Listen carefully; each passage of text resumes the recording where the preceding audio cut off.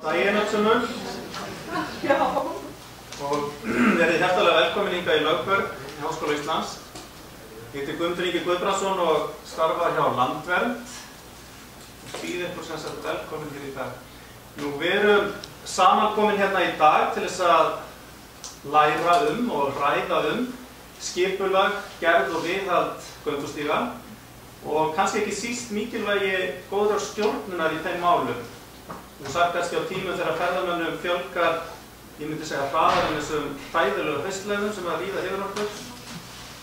Og skulum heldur ekki gleyma því að útivist verður sífellt vinsælla sport á meðal landsmanna. Þannig að það er mjög mikilvægt að gæta þess að það sé hægt að sameina náttúruvernd og aukna ásókn í að njóta náttúrunnar.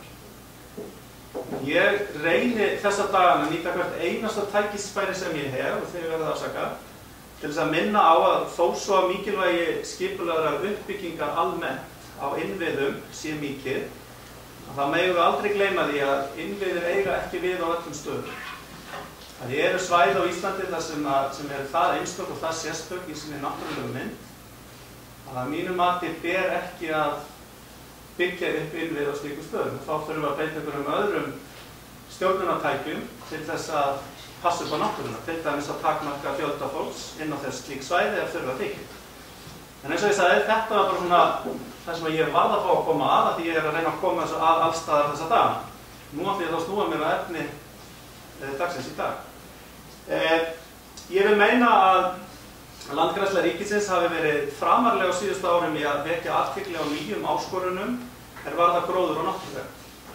Þannig hefur stofnunin svo eftirlit tekið vakið athygli á alvarleika utanvegaaksturs og nú hefur hún frumkvæði að heimsókn Bob Aitken, landfræðings og sérfræðings á sviði skipulags í göngustígagerð. Og ég vil þakka Landgræðslunni, Skógrækt ríkisins, Umhverfisstofnun, Vatnajökulsþjóðgarði, Ferðamálastofu og öllum þeim sem ég er ekki að nefna og koma heimsókninni fyrir þetta framlag sem að við á Landvernd tökum nú þátt í með að bjóða upp að vera fyrirlestur fyrir í dag.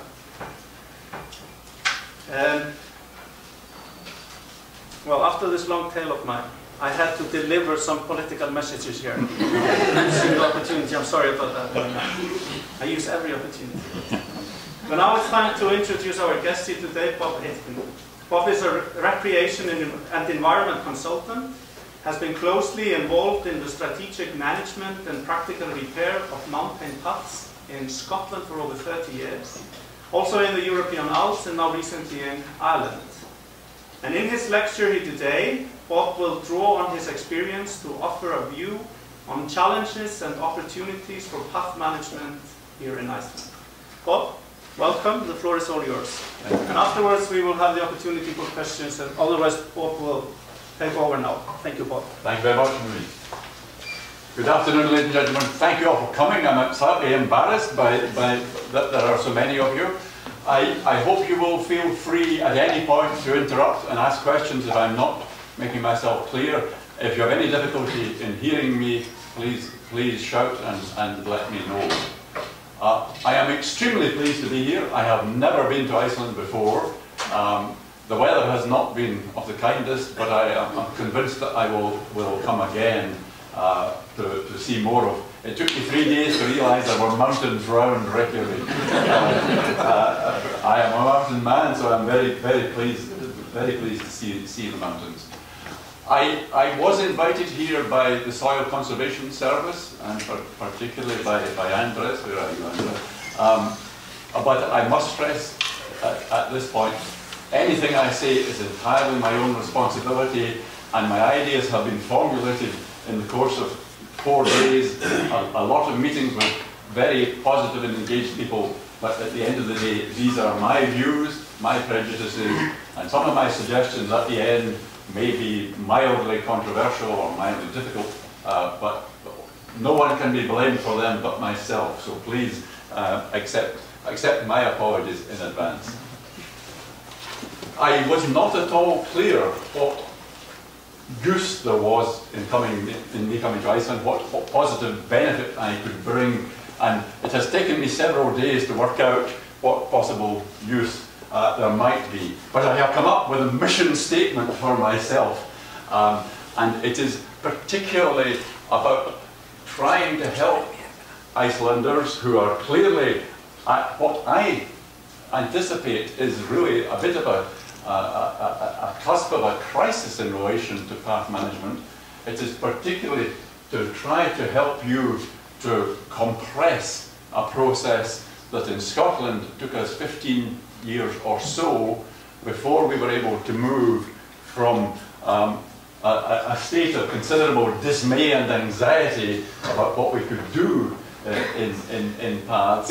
It took us at least 15 years, I would say, to move to a concerted ability to manage paths, not just in a technical sense on the ground, but in a strategic sense in terms of wider land and countryside management. It took us about 5 years to learn how to fix paths at a technical level. It took us about 5 years to put in place the mechanisms in terms of structures, in terms of contracting, in terms of skills. And it took us about another 5 years to move to a national perspective with an inventory, with priorities, and even to the point where we fully recognized that path management is not simply about dealing with sometimes acute and gross damage on the ground, but it is also about managing visitors in the widest sense. Dealing with footpaths is very often only dealing with the symptoms of intensive recreation and visitor pressure. And I'm sure you in Iceland are very well aware of these kind of issues as particularly your pattern of tourism is changing so very rapidly. So we are now in a relatively happy position in Scotland, and it's true in other parts of, in other mountainous parts of the UK as well, that footpath management is entirely accepted as a standard and valued part of countryside management, land management. The people who work on footpaths, who at the outset were rather regarded as if they must be criminals doing a kind of social service, otherwise they wouldn't be out there in the rain and snow digging footpaths. It is now recognised that this is a skilled craft, like building stone walls, and the fact that these people work in all kinds of weather and sometimes in very remote situations is valued and appreciated. And the training schemes that are run for path workers are heavily oversubscribed so that we get good people working on paths. This has all taken us something like 15 years. I think the state of things in Iceland is such, you need to do this process in 5 years. And if I can put that message over today, if you could take that message away, none of the rest of what I say will really matter very much. That is the important thing.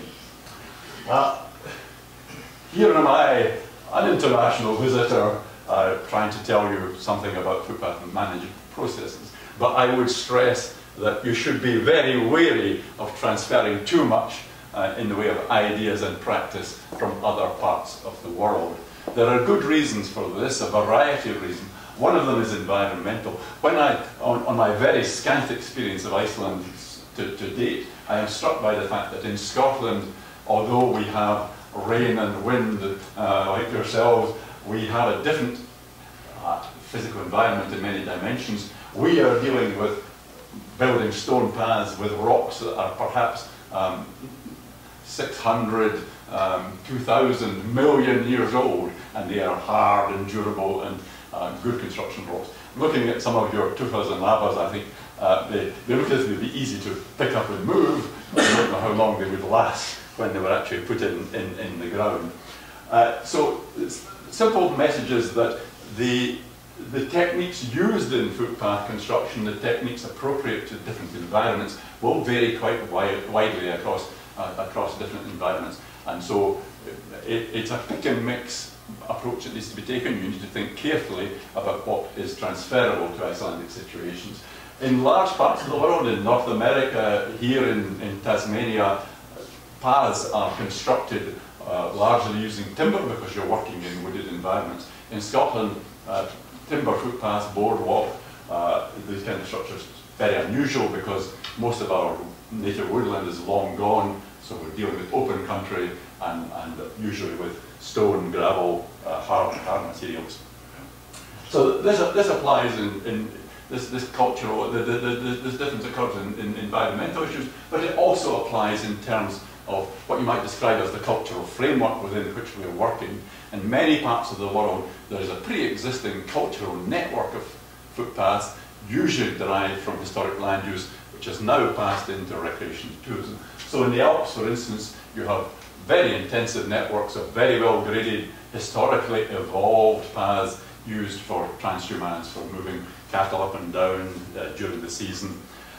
In Scotland, we have a slightly unusual thing that we have a lot of paths that were built in the 19th century, particularly for deer hunting, and some of them are still in use for that purpose.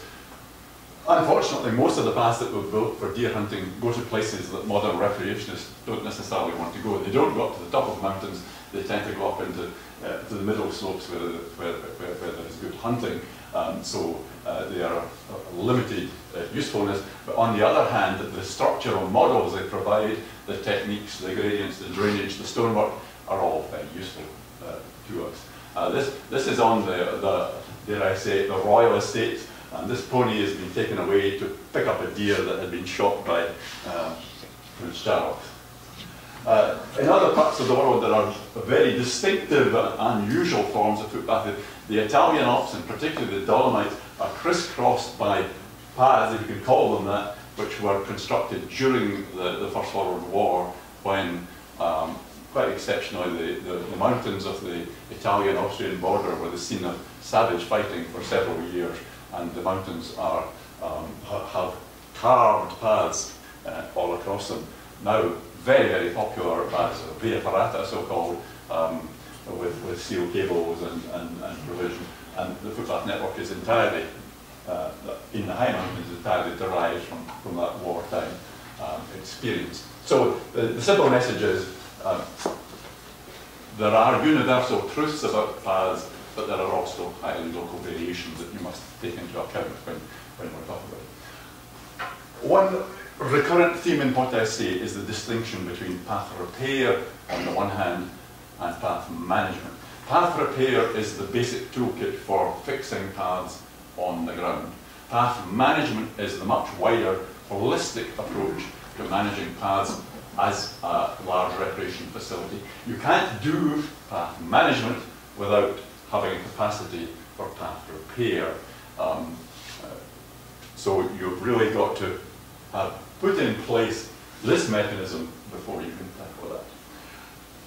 This is not just a distinction of different practice, it tends to be evolutionary. In Scotland, back in the 1980s, we started by what you see here. Usually path management starts because various people, recreational users, agency folk, suddenly recognize that there is a huge amount of change going on in paths. So the response is to start fixing paths on the ground because of landscape impact, ecological impact, sometimes gross geomorphic instability, whole slopes falling down because of path damage. Very often it's reactive. We're coming in on sites that are serious condition and need urgent repair. Very often it's local, single site, single really bad sites, and very often it's a question of raising instant funding to do something very urgently. And I get the impression that by and large, the path work that's being done in Iceland at the moment rather falls into this category. In an ideal world, and this is where the 15 years in Scotland came in, one should move towards a system which is based on, ideally, a national inventory of what you have in the way of paths or whole path systems, and there should be clear objectives as to the kind of paths you want, the kind of visitors you want in different areas. There should be a spectrum, what the Americans would call a recreation opportunity spectrum. We're trying to provide for different kinds of users' needs in a sympathetic way. Ideally, one should get to the situation with most of your grossly damaged sites under control, where you can be proactive and preemptive. You can actually deal with problems before they arise. Tied up with all of this, you can have strategic priorities. There may be some parts of the country that need attention more than others. And of course, a large system like this needs sustained funding. Back in the happy days when I started in footpaths, after 2 or 3 years of work, I was required to produce a global figure for how much we needed to spend on footpaths in Scotland to get them under control. And in those happy days, I said, this was about 1988, and admittedly inflation has been running since then, I said £600,000. Don't worry about converting that to krona, because the really significant thing is that we are now spending between 1.5 and 1.8 million pounds a year. So 3 times as much as I thought was the whole capital programme, we are now spending 3 times that much per annum to keep paths in good condition. And that is after we have got most of the badly damaged sites under control. So good path work is expensive. One of the paradoxes is that really good path work doesn't really show how much it costs, because the finished product looks so good that you don't realise that it's perhaps been costing £200 a metre to build it. The key dynamic that got us going in the 1970s and 80s was the new affluence, new mobility, far more people getting into the mountain areas, and ironically, the car that brought them there was also a source of problems, because it was the car that concentrated them in car parks and led them to single channels into the mountains. So the car, in that sense, has been a significant part of the problem. It's not just people, it's the way that their cars deliver them to vulnerable sites. And of course, new mobility has continued to evolve since then, and your problem, in a sense, is not the car, but it's EasyJet. But the same general issues apply. There's also been what I describe here in the recreation planning jargon as commodification. Most of us don't seem content just to go to the countryside and have an aesthetic experience. We need to have something packaged for us to make us feel that we're achieving something, or that we're, dare I say, we're going somewhere that we can boast about afterwards because other people have heard of it. In Scotland, we have a very peculiar form of commodification, which is Munro's Tables, produced by a gentleman called Sir Hugh Munro in 1892, which is a list of the mountains in Scotland over 3,000 feet, 913.4 metres. The list varies, but there are about 280 of these, and collecting these mountains has become furiously popular. So in the 80s, when I started in the path business, we were just seeing the beginning of a substantial upward curve of recreation in the Scottish mountains, which originated back in the 60s when car ownership in Scotland really began to expand. But then in the late 70s, there were a couple of books published about collecting Munros, which were hugely influential in generating an upsurge in activity. So these are surrogate measures for recreation activity in the large scale. We can't, it's not easy to count people on the hills, a bit out of date, I'm afraid. The dotted line is mountaineering clubs, but actually this kind of activity has become more individual, so clubs haven't grown nearly as markedly as mountain rescues, unfortunately, which shot through the roof in the 1970s and 80s. And the number of people who had climbed all 284 Munros was also rising very rapidly. I'm happy to say that mountain rescues have levelled off. The number of Munros continues to rise exponentially. One of my colleagues calculated that at one point, if the rate of growth was continued, by I think 2080, everybody in Scotland would have done all the 3,000-foot mountain. So this has been a particularly, you can tell where the guidebook, how the guidebook tells you to go up these Munros, because there will be a footpath there now, unfortunately. And ironically, the same principle has been transferred around the world. This is a guidebook to 1,100 metre mountains in Tasmania, and the model is taken exactly from the Scottish Guide to the Munros. These are much more serious mountains, but the same principle applies. The early sociologist called Thorstein Veblen, who wrote his Theory of the Leisure class, in which he first introduced the term conspicuous consumption, but he also introduced the idea of the trophy syndrome. And I think he was way ahead of his time in his understanding of human motivation in relation to recreation. And going out and ticking things, coming back with a recreational trophy, has become a prime motive force in much tourism and recreation. 30 years ago, I was involved in the setting up of Scotland's first major long-distance footpath, the West Highland Way, and that, to all our astonishment, took off extremely rapidly, and it is now very much, during the summer when I was touring around Scotland looking at footpaths, I gave a lift to 5 different sets of continental hitchhikers, all of whom either had done or were going to do the West Highland Way, and I wasn't even anywhere near the West Highland Way at the time. The other significant feature here is, although many of you will not remember this, there used to be a magazine called the Reader's Digest, which had a worldwide circulation of millions, and an article in the Reader's Digest was very bad news indeed for West Highland Way in terms of physical impact. There are much more modern issues in that regard. Just the other evening I went home and opened my emails, and I'm on this circulation of Tourism Review, which produces a weekly digest of news about tourism. And top of the page on Tourism Review on Tuesday night was this article. And I was quite pleased to see West Highland Way in there, along with the Great Wall of China and things like that. But what was number 1? Now, political point, your Parliament is considering a bill which will formalise the development and promotion of, I think, 3 national paths or national trails in Iceland. I do not think you should proceed with further development and promotion of these trails until you get a grip of the physical basis of them. Otherwise, when I say you're on the cusp of a problem of footpath management, you will have a very serious problem of managing impacts on these routes, because the market for long-distance route development seems to be almost infinite.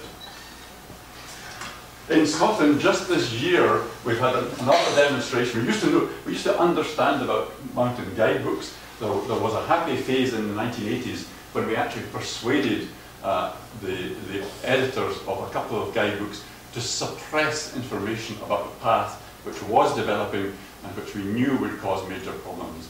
And for about 5 years, we were able to construct that path in advance of heavy use, and we then were happy to ask the guidebook writers to reinstate the information. And that was happy, simpler days. The pinnacle on the right there is the Old Man of Storr. This is one of the very few parts of Scotland on the Isle of Skye, which is a bit like Iceland. These are tertiary volcanic lavas, basalt, which are all falling down in vast slumps. And the pinnacle on the right, the Old Man of Storr, is a rather Icelandic feature. There's a car park at the bottom with a room for 8 cars.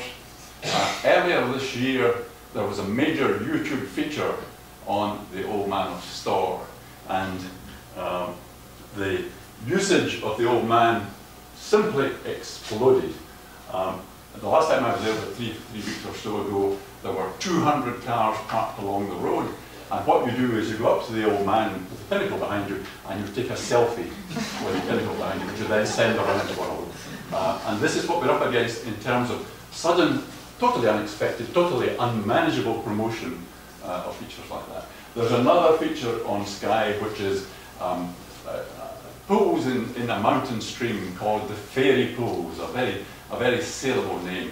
And last year there was a feature appeared on Facebook, I think, which had a list of the world's top 20 wild swimming destinations. Wild swimming has become cool suddenly, and number 1 was the Fairy Pools. There was no footpath to the Fairy Pools 2 years ago. There is now a trail 3 kilometres long, in places 50 metres wide, and the ground around the pools is churned to mud. No other promotion. So we face unpredictable futures in terms of the way that recreation will evolve. I contrast that with the evolution of national trails. You can guarantee they will get hammered, but new features will appear. I'm not going to say much today about the technicalities of footpath management, the detail. I am very happy. You can get my email address from me. I can supply information about good manuals on paths. I'm happy to discuss technical issues, but it's a whole world of its own. The one message I want you to take away is that there is a technical solution to almost any footpath problem that we have come across. They may be expensive, they may be intrusive, but we can technically fix almost anything. This was one of the sites that we worked on in our experimental phase back in the 80s, and we were seriously worried about how we could fix it. The path was migrating downwards across the slope because when the sward was trampled off, you got these big granite boulders appearing, and people kept moving downhill. And the path had actually migrated 25 metres across the slope. And that's how it was 2 years ago in the summer. The header comes back, total vegetation recovery, lots of drainage, and I like to think this is the kind of path I aspire to, which is still a mountain path. It's not overworked, it's not absolutely regular in width and alignment, it's varied, it responds to the slope. Roads don't respond to topography, paths should, and that's one of the key differences. So, simple message, we can fix paths. I am not an ecologist, I'm not a scientist, I'm a human geographer by training, and although there is a vast literature in the field of recreation ecology, if you simply Google recreation ecology, you will get access to forums, you will get access to large literature. These two gentlemen, Neil Bayfield on the left, they're both retired. Neil used to work in the Institute of Terrestrial Ecology in Scotland. David Cole worked in the US Forest Service Research Centre at Missoula in Montana. And they've done a vast amount of work on footpath processes. And one of the reasons I liked what they did was, in a sense, it was near market. It helped me to understand the kind of dynamics that were going on in footpaths. And apart from anything else, both very nice people, ready to come out and look at footpaths and see what was going on. Very crudely, my simple generalization, there are three key factors that operate in footpaths: slope, what you might describe as steepness; wetness, which is water; and roughness, which is irregularity in and around the path surface. But there are remedies for all of these. This is stone pitching, which is technique of choice historically. Many ancient paths in the Alps and the Himalayas, the Inca Trail and so on, have this kind of, on the left-hand picture, have heavy stone construction, immensely durable. When it's done properly, it's hugely stable and has a very low maintenance commitment. Two things I should say about paths and pathing. Once you start path management, once you start path repair, you are on a treadmill from which you will never escape. There is no such thing as a permanently stable path. All paths require maintenance. So there is an ongoing commitment there. There are a whole suite of things that beginners in the path business do. I did them myself, and most of them are wrong. And one of them is building steps. Steps on their own, especially on open, uncontained ground, however carefully constructed, however beautifully constructed they are, in stone, in timber, whatever, walkers will avoid them if they possibly can, and they usually do. And I've discussed it with Andres. Andres has hundreds of slides. I have certainly scores of pictures of paths on steps that simply haven't worked. So unless you can contain them very heavily by huge amounts of roughness, put them through a screed like that, you'll have a struggle to make them work. Drainage, simple issues, big cross drains to carry water through a path, and water bars to carry water off the surface. Putting drainage in at an early stage always pays dividends. Boardwalk is a solution that we don't use much in Scotland because we've got a very open environment. But particularly in the North American Rockies and in Australia, this is in Tasmania, they are masters of boardwalk. I think you could hardly improve on a boardwalk path like that one in Mount Harts in Tasmania. Sinuous, beautiful. It's the expression in timber of my ideal stone footpath. On the other hand, there's an awful lot of hideous, regular, rectilinear, dead straight boardwalk around the world. This, on the right, is a steel grid walkway which extends from the top of a chairlift in the Australian Alps to near the summit of Mount Kosciuszko, the highest point in mainland Australia. And it is in places 2 meters off the ground and a bit hazardous. It was a solution of choice because above 2,000 metres in the Australian Alps, there is a unique vegetation complex with a very, very high level of endemism, and you simply, their view is simply that you must protect that vegetation at all costs. So this is a solution of choice. When I talk about footpath management as opposed to footpath repair, this is a classic example where management ought to be applied. The chairlift should be closed, and thereby you would immediately reduce the traffic line. I would guesstimate 95%. But given the social, economic, etc. pressures to sustain the chairlift, you have to produce a footpath solution which is in itself highly problematical. Most of the techniques we use are ancient, but some of them depend on modern materials. The use of geotextile, which is heavily used in road construction for building on soft surfaces, sometimes with reinforcing grid on top. We have problems in Scotland where peat is 2 meters deep and utterly incoherent and desperately difficult to deal with, but you can simply float a path across the top and again create a remarkably durable effect. It's like magic the first time you roll out the geotextile and you suddenly realise that even without putting gravel on top of it, you can walk across a bog on top of this, what looks like a dressmaker's lining material, and it produces this remarkable bearing surface. Again, it's an area that needs careful attention because geotextile comes in rolls like carpet, and if you roll it out like carpet, you end up with what looks like a carpet through the hills. So you need to work quite hard to induce swing variety, variation in slope. It looks horrific at first. I personally, having strong personal commitment to mountain values, was appalled the first time I saw heavy machinery being used in footpath work. And ironically, a big digger is better because it's got more power, more reach, and it's got better spreading of its load than a small digger. But in the hands of a good contractor, a machine-built path can be very, very efficient, very effective, very cheap. Usually a small fraction of the cost of doing the same work by hand, which is what we do most of our work on in remote areas. If you're interested in the business of hands-on path work, there is good advice available from British sources, from American sources, from Australian sources, both for lowland paths and for uplands. Much of it, in our case, produced by Scottish Natural Heritage. Most of it is now online, which I personally prefer a manual in the hand, but all this material is online. I can provide access addresses if anybody's interested. And as I say, it is regularly updated. These have become very valuable to us simply because they provide standards that we can use in relation to footpath work. Whether we're dealing with volunteers or with commercial contractors, as we are now mainly, we can use these as the basis of contracts. We say, this work will be done as per the manual, and everybody knows precisely what they mean. By and large, we're working to common standards anyway, so the question doesn't really arise.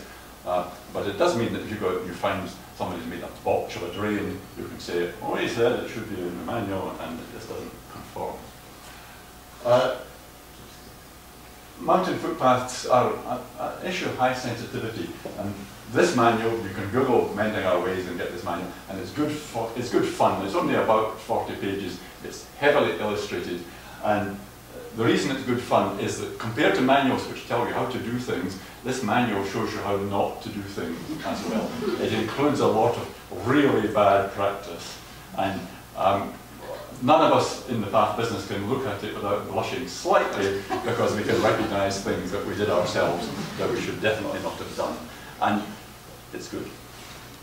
But, I say, I think one of the first things that should be done now, and I mean in the next few weeks, is that the people who are in the path business here in Iceland should get their heads together now that the main season's over and start writing a manual in Icelandic for Iceland's distinctive footpath. I think that is a fundamental precondition before you go down the road of path repair in Iceland. The reason that Mending Our Ways report was produced was this on the left, which is a solution to footpath problems on Snowdon, the highest mountain in England and Wales, which in the 1970s was experiencing use at the level of 600,000 people a year going up the mountain. And the local chief ranger took the view that he needed to build effectively a road to cater for that level of use. So you build this to a regulation 3 meters width with precast concrete drains on the inside, with helicopter imported gravel from about 40 meters away, 40 kilometers, which bore no relation to the local geology. Rock bars across the path were blasted, and water courses coming through the path were contained by Gabion baskets full of rock. So that generated a lot of resistance, particularly from mountain users. And it is very important, it was certainly crucial for us that the recreationists were sympathetic to what we were doing from the outset, and by and large we've succeeded in keeping them with us.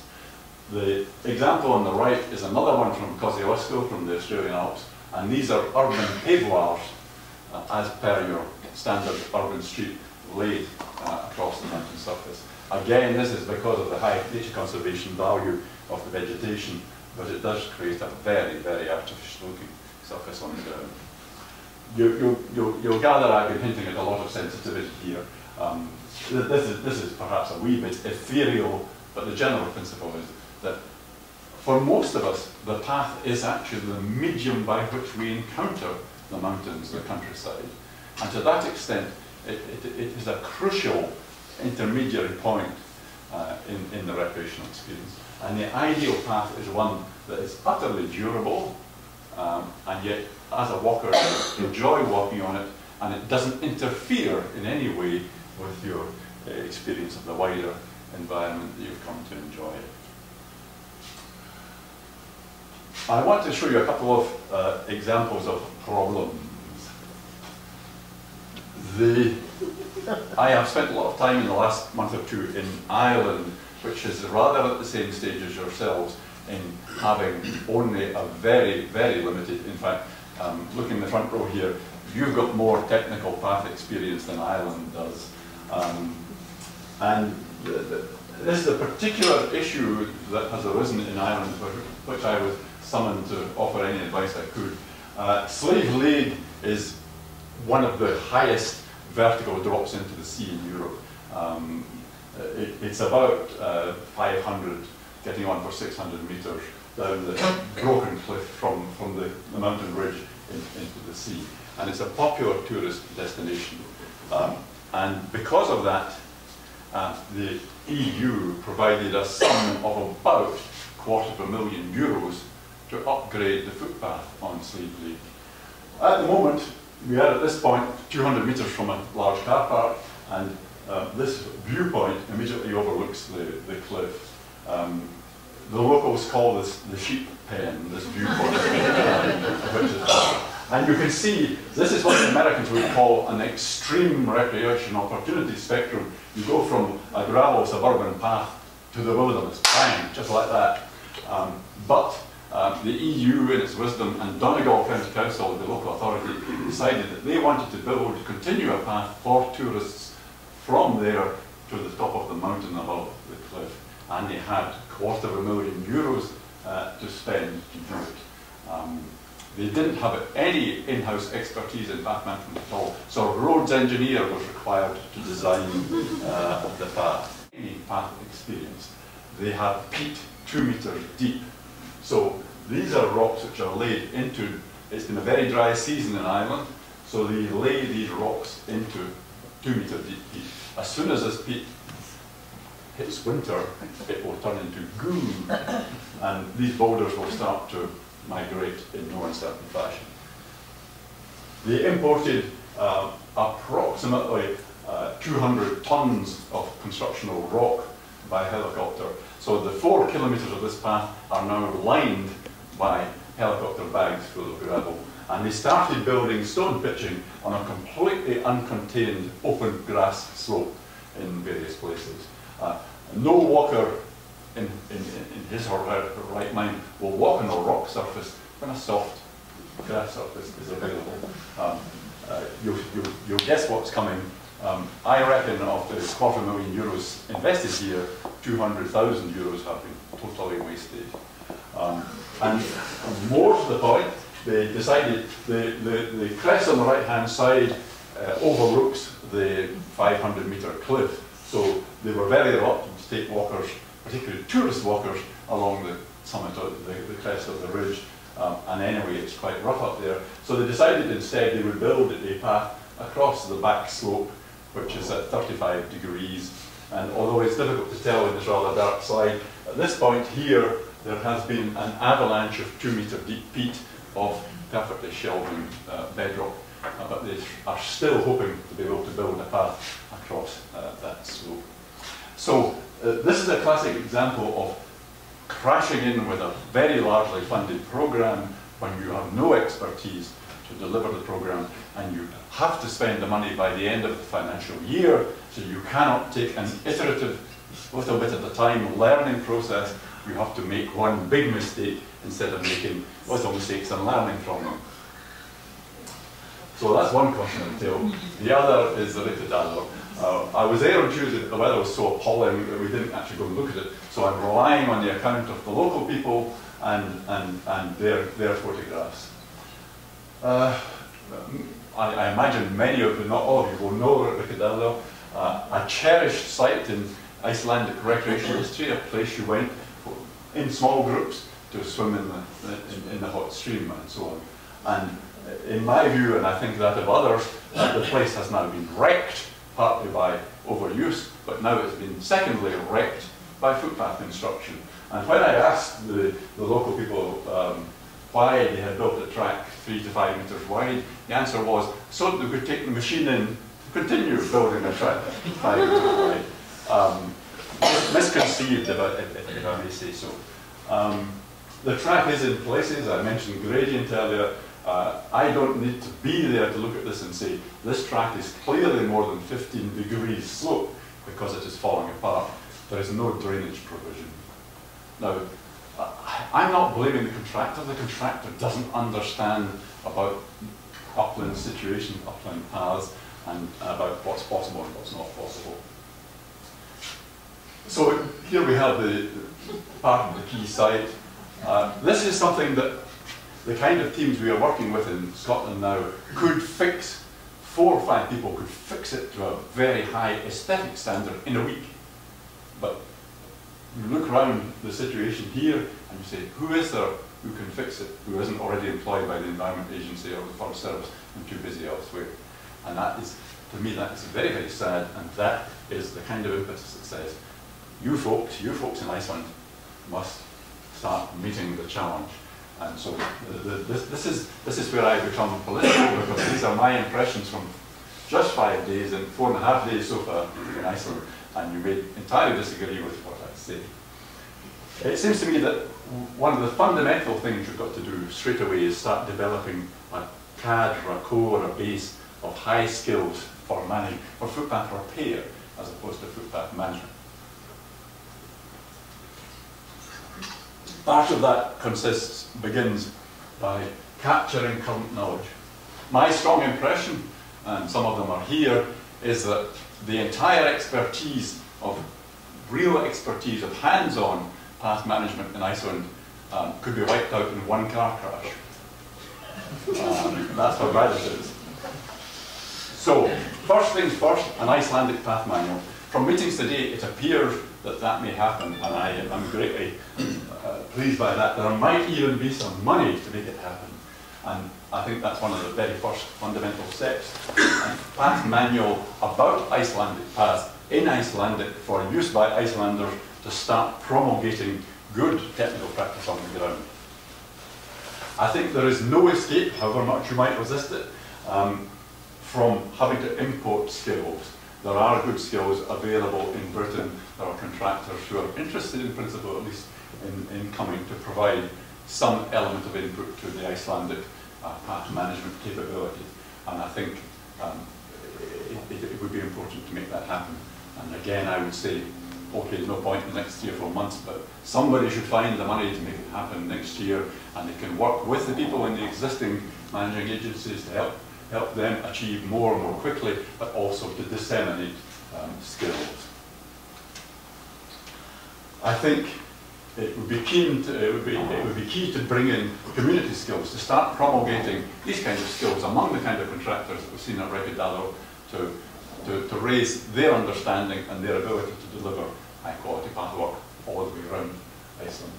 I think there is a lot to be said for the kind of formal training programme that we now run through our key path management agencies, and I think there's also scope for professional education, moving on from hands-on stuff towards path management in a structural sense. And for instance, I think this is the kind of thing that the Agricultural University should be doing. There should be courses available in all the different hierarchical levels of path work. This may not seem so, but it's a highly political slide. There is nothing concentrates a politician's mind so much as the fact that he knows that there is a gross footpath problem across his country, and that things are changing very rapidly, and that visitor numbers are increasing very rapidly. Without this kind of information, you lack leverage. You can't really get to grips with it. It has the incidental use. It allows you to develop priorities for what you ought to be doing in footpath work, but it is highly political. Going around Iceland the last 4.5 days, I have heard literally dozens of anecdotes about the bad state of paths at point A, point B, and part C, etc. But nobody seems to have a good overview. In Ireland, one of the things that the Mountaineering Council of Ireland is doing very effectively is inviting its members to contribute information on mountain paths that they know, of which they visit and find to be in poor condition. And thanks to the wonders of modern electronic cameras and GPS, it is very easy to get good geographically located information on the state of paths. So somebody needs to start inviting locals, recreation users, the guiding services who we hear are concerned about these issues, to start contributing information on the state of paths across the whole country. The second aspect, of course, is you need somebody to handle all of this, because it becomes quickly quite onerous, especially if you're going to make effective use of it. And I would say, again, something that could be located inside an agency or at the Agricultural University, something like that. And it could start off as just a part of somebody's job, but I wouldn't be at all surprised if it quite quickly developed into a major operation. And ideally, you then need somebody with GIS skills who can start to map all this and create a national picture of what's going on. Monitoring path change, something of the same idea, but perhaps using locals more. Locals can take a series of photographs on paths year-round, year-on-year, see what's happening. Visitor counting, we heard today, some of the national parks already have facilities for counting visitors. It is very helpful to know where visitors are going, as well as what the trend patterns are and how visitor numbers are changing. So it can be done very informally. It can be done. We heard the other day that there are some local areas, but there are rather elderly volunteers who'd like to contribute something to the environment, but perhaps haven't got no longer have the energy to do constructional work. But they could do car park counts. They could record the numbers of people they see out on path. And that kind of information, sufficiently accumulated, can give you a surprisingly good picture of what's going on. Funding is crucial, it's absolutely fundamental, but I confess I haven't yet got a clear picture of the whole funding situation. One thing that's emerging from the new bill that's coming to Parliament on tourism is that the visitor accommodation levy, which is currently in the rather, to me, bizarre position that there's a levy on accommodation units but not on numbers of people staying, will be changed. And so from now on, individual visitors will be paid. This is a very widespread system. It's very common across Europe. It's almost unknown in Britain for reasons I don't understand. But that should start to generate a bit more revenue. That is no use unless some of it is specifically ring-fenced and directed to path management. The tourism industry needs to be made to recognise that the environment on which their whole industry is based is not a free good. It has costs, it has capital costs, it has recurrent costs. And as part of that, I think it is helpful if you can identify, even at an early stage, areas where resources should be concentrated to try to get things under control. Sponsorship, very quickly, there is a lot of scope for commercial operations, tourism operations, whether at the international level, the airlines, the cruise companies, right down to individual local guiding services to provide support, sometimes support in kind, sometimes finance. Another issue that follows from all this is that serious footpath work requires commitment of multi-year funding. You do need to be able to carry things forward on a systematic basis.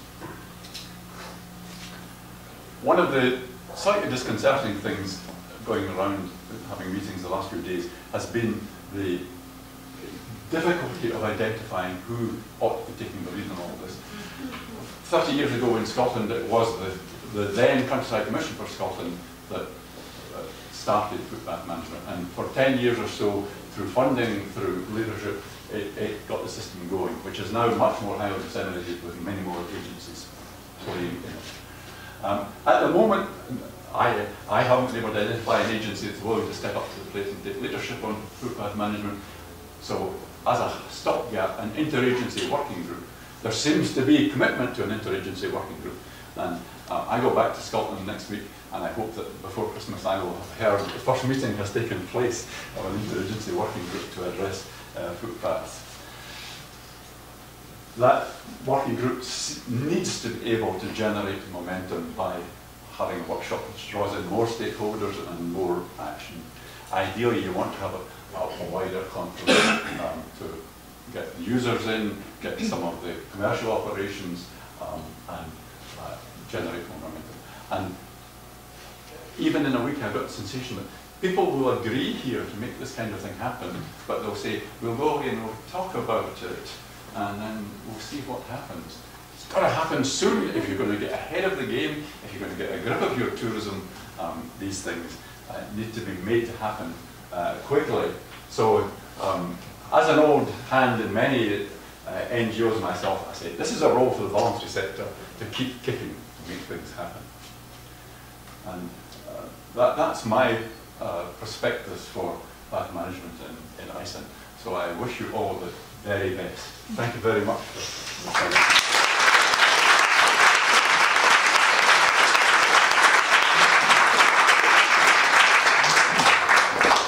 Well, thank you so much, Bob. It was indeed really interesting, and I think everyone here has learned a lot from your great talk. We will open it up now for questions, comments. Please use the opportunity. We have about 20 minutes to ask Bob. So, who wants to go first? Captain. My name is Captain. Thank you very much for a very interesting talk. I work closely with René and Ronny from bench on trail management and teach a small course in the University of North Iceland.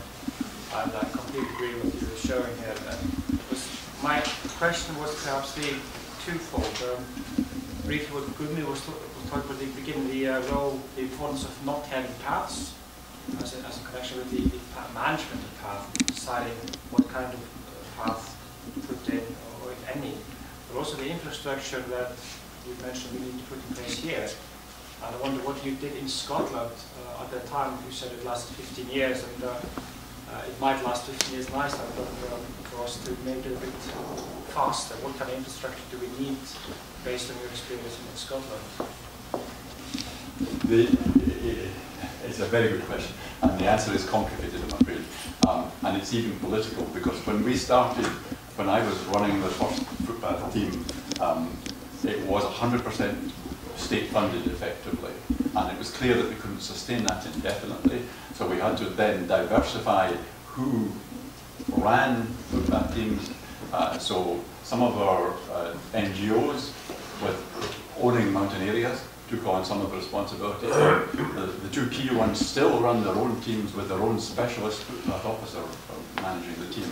Now, I don't think you've got that model, but you do have national parks and other protected areas that could be the mechanism whereby you set up permanent-based teams. And I know you've got a big problem with seasonality. It's not much fun working on paths from here on in Iceland, but that is an argument for diversified roles, finding other activities that you can pursue with them. It's a bit catch-22 because once you've got teams who've been working for a while, you start to get people who have the diagnostic skills as well to develop a full understanding of how that works. And they are then in a position to start undertaking survey. And in a sense, area survey was the next way forward for us because it then allows you to get a clear sense of path networks across defined areas. You can start to produce priorities and you can start to produce funding programs, multi-year funding programs. And that helps to reduce the alarm of the cost that you come up with first. If you say, I'm afraid there's £1 million worth of paths here, and then people get frightened. If you say, we need a 5 or 10 year programme of £80,000 a year, then they're not quite so alarmed, and you can make things happen. But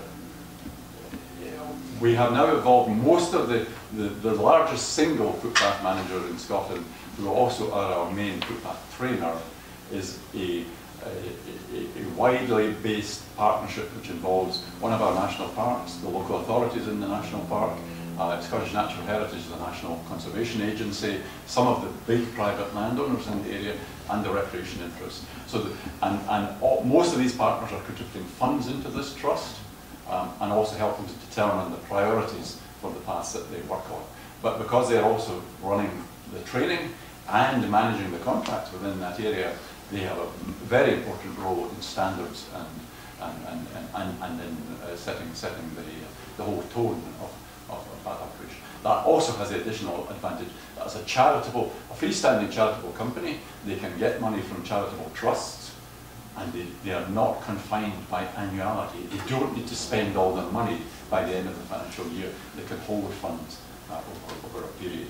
So for instance, much of the money that comes to them now comes from our National Lottery Fund, which, if you like, is a kind of a form of indirect taxation. But they're turning over more than £1 million a year as a major path manager.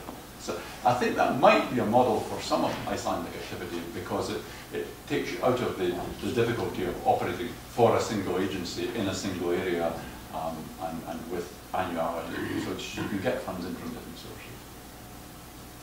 Thank you. So, who else is out there?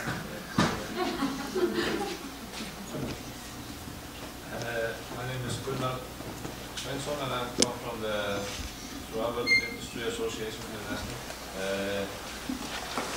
Regarding the cost per meter of a path, or kilometer, or whatever. Here in Iceland we have an estimated cost for road building in the mountains is about 10 million Icelandic crowns.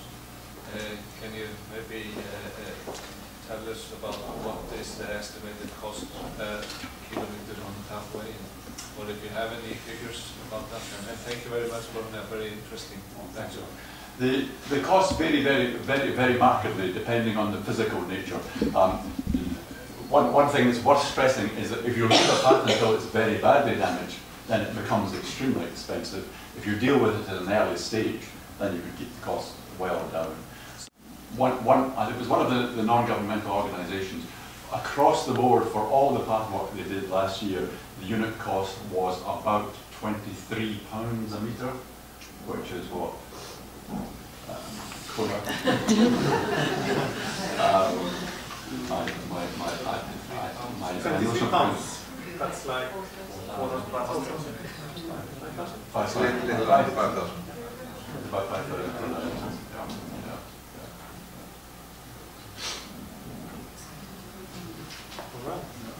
But when I say that, some of it, particularly if you can use machinery, on the right ground, a good machine operator can keep your costs down to only about 10% of this. But that is unusual. Hello, my name is Christer. I would like to ask you, it's about management more than anything else. There's a lot of debate here on some of our paths, whether they should be for, or who they should be for. I mean, who is supposed to be able to use them? Is it only for very healthy people that are walking? Is it for bicycles? Is it for handicapped people, etc.? How do you, because you call these paths that you're working on footpaths, I assume that there are no bicycles on them. You have separate bicycle paths. It's a very good question. Because the focus of most of what I've done is in mountain paths, the user group is quite simple. I mentioned this American concept of the recreation opportunity spectrum, a gradation of provision for different classes of users. And I think that's a very valuable tool in this kind of sense, that you can identify habitats and locations, settings, where you can reasonably build a multi-use path. For instance, the specification for building a path that will take a wheelchair is extremely limiting. The gradients you can use and so on. So some of these things are self-limiting. There are only certain situations, settings in which you can safely create a path, and then you have to provide the right surfaces. So it's a much more constructional operation. When you get into the dare I say it, the upper path, there are management decisions to be made, and there is in Scotland, for instance, a fairly general presumption against mountain bikes being used on the open mountain, and it's slightly mischievous, but in the path business we know how to make sure that paths are very uncomfortable. But that's not to say that we do not provide paths that are comfortable for mountain bikers, but we make that decision on the basis of other factors, such as when a mountain biker gets to the top of the mountain, he will very often want to come down a different way and thereby perhaps cause significant ecological damage. So there are choices to be made. In Scotland particularly, our Forest Service, who have very large areas of forest country, are now the major provider of mountain bike footpaths. And those are not footpaths in the sense that they include many of the, to me, terrifying challenges that mountain bikers like. Steep rock bends and jumps and all these kind of features. So they are purpose-built for mountain bikers. And by and large, that seems to absorb a very high proportion of the use, of the desire, the demand for mountain bikes. Horse riding is hardly an issue with us. Horse riding is I think, a much smaller participation with us than it is with you.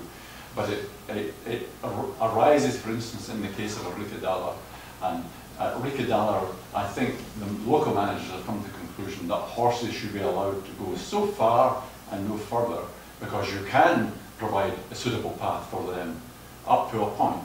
After that, the ground conditions, the gradients, the topography, the sensitivities are such that pedestrians only. Now that seems to me a highly judicious, a sensible management decision, and one that provides something for everybody. So it does require a lot of understanding of local circumstances, local physical conditions, and the local social conditions.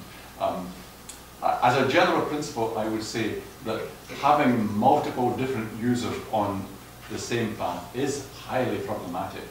The low ground path organisation in Scotland promotes very widely the concept that you can combine uses.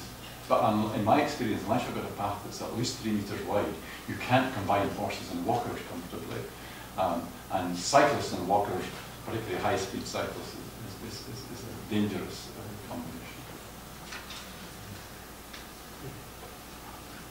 Hi. Hi, Red.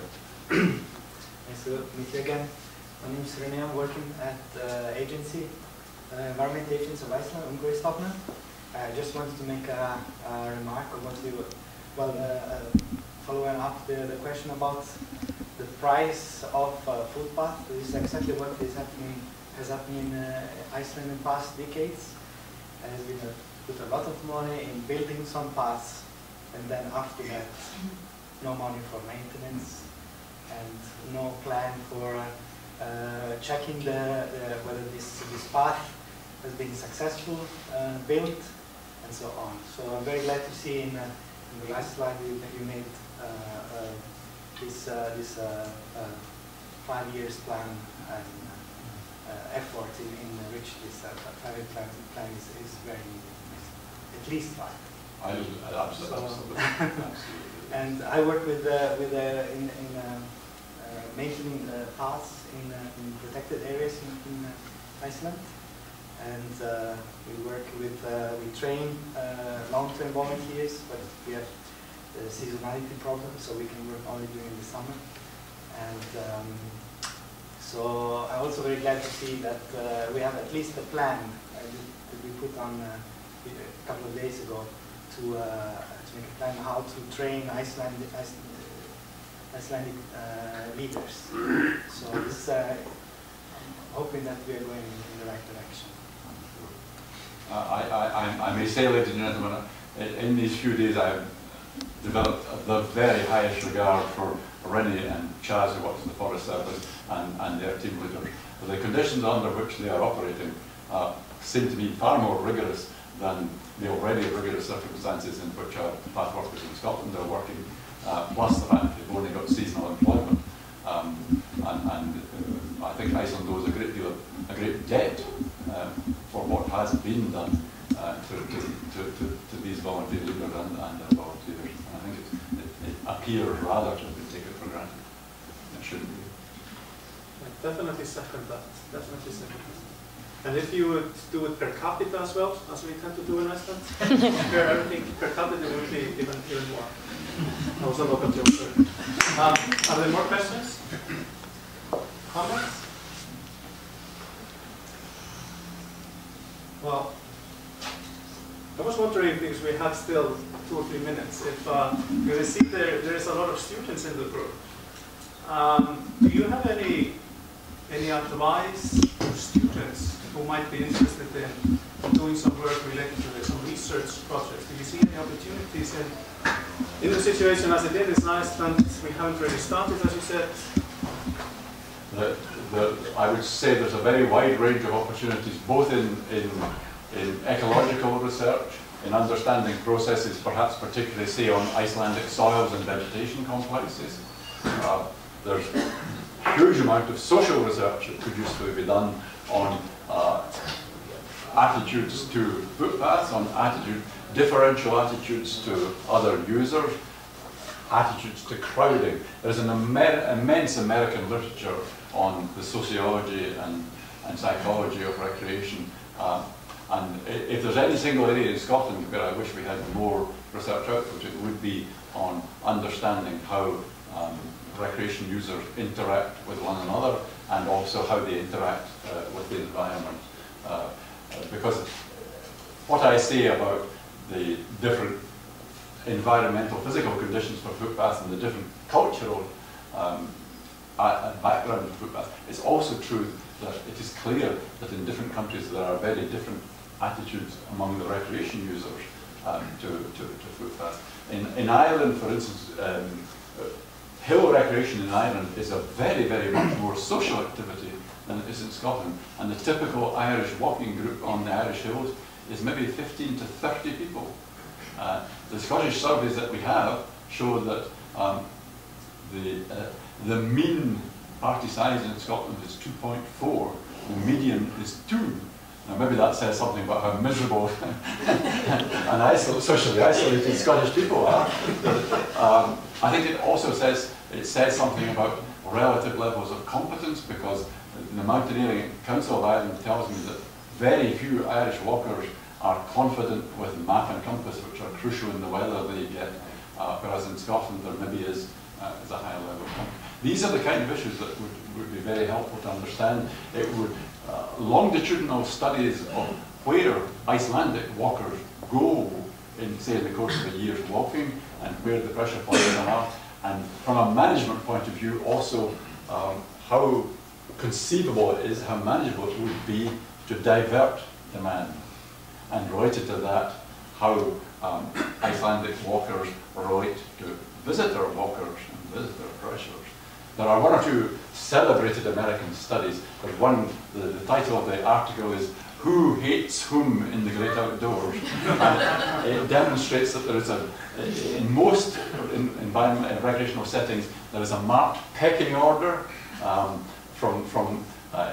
there's a famous study in one of the canoe areas near the Great Lakes, which includes motorboaters, canoeists, and sailboaters. And the canoeists don't like to see any other user at all. The sailboaters like to see canoeists, but don't like to see motorboaters, and the motorboaters love to see anybody. When I served 8 years on the board of a national park in Loch Lomond and Trossachs, and the water recreationists on Loch Lomond are the most difficult and discontented people I have ever encountered. And there is a very strong hierarchy from people who drive immense floating gin palaces down to salmon fishermen who are paying very large sums for their fishing. And there's everything in between, from sailboaters to canoeists to people with small powered dinghies to jet skiers, and there are even swimmers. And the network of hatred and dislikes between these different groups is powerful, and I think it would be very interesting to have a better understanding of the psychology and sociology of recreation in Iceland. But as I say, if you're interested in recreation ecology, there is a huge literature, and there's a lot of stuff that could be very usefully replicated in the Icelandic situation. Brilliant. There you go, guys. So are there any more questions? We could allow one more. Well, if not, do you want to conclude with anything else than this? Is there something that you want us to leave the room with? Something more than you said, or if you sum it up in like one sentence, what should we do when we leave